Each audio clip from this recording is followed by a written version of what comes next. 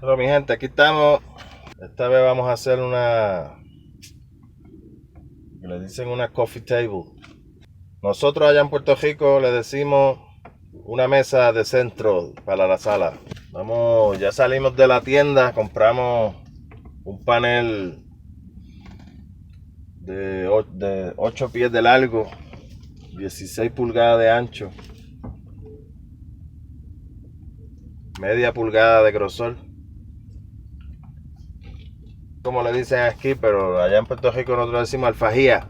2 alfajías de 8 pies, media pulgada por 3 pulgadas.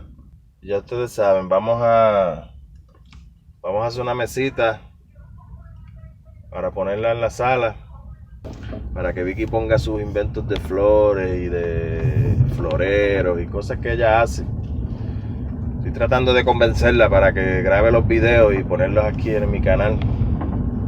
Vicky tiene creatividad.